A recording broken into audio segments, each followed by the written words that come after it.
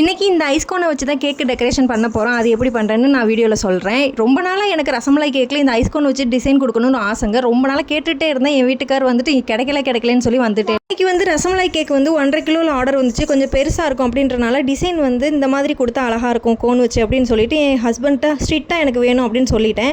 அவங்க தொல்லைக்கு இன்றைக்கி ஒரு முடிவு கட்டுறேன் அப்படின்னு கடைக்கடையாக தேடி கேட்டாங்க. கேட்டு பார்த்தேன் கிடைக்கல. ஸோ வீட்டுக்கு வரும்போது அந்த டைம் என்னோட லக்கா என் வீட்டுக்காரோட லக்கான்னு தெரியல, வர்ற வழியில் ஐஸ் வண்டியை பார்த்துட்டாங்க. ஸோ அந்த ஐஸ் அண்ணன்ட்ட வந்துட்டு எனக்கு ஒரு 4 ஐஸ் கப்பு கொடுப்பா அப்படின்னு சொல்லிட்டு அந்த கோனை வாங்கிக்கிட்டாங்க.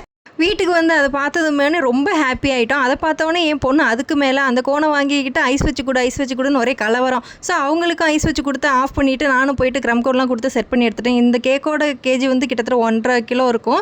பட் 1.5 கிலோ அவங்க வெயிட் சொன்னது, நான் கிட்டத்தட்ட 2 கிலோ அளவுக்கு கொண்டு வந்துட்டேன். ஹோம் பேக்கர்னால் அப்படி தானே கொஞ்சம் முன்ன பின்ன தான். 2 கோனை முடிச்சதுக்கப்புறம் 3வது கோனுக்கும் எங்கள் பொண்ணு அடி போட்டுட்டாங்க. கேக்கை ஃபுல்லாக ஐசிங் பண்ண சுத்தமாக விடவே இல்லை. காலு கீழே வந்துக்கிட்டு ரொம்ப சேட்டை பண்ணிகிட்டே இருந்தாங்க. நானும் கிட்டத்தட்ட அவளையும் சமாளிச்சுட்டு கேக்கெல்லாம் ஐசிங் பண்ணிவிட்டு ஃப்ரிட்ஜில் எடுத்து வச்சிட்டேன். இது ஓல்டு மாடல் தான், இருந்தாலும் நான் இப்போ தான் ஃபஸ்ட் டைம் போட போகிறேன். எப்படி வந்திருக்கு அப்படின்னு உங்களுக்கு நெக்ஸ்ட் வீடியோவில் சொல்கிறேன். வீடியோ பிடிச்சிருந்தா மறக்காமல் லைக் அண்ட் சப்ஸ்கிரைப் பண்ணி சப்போர்ட் பண்ணுங்கள். பாய்.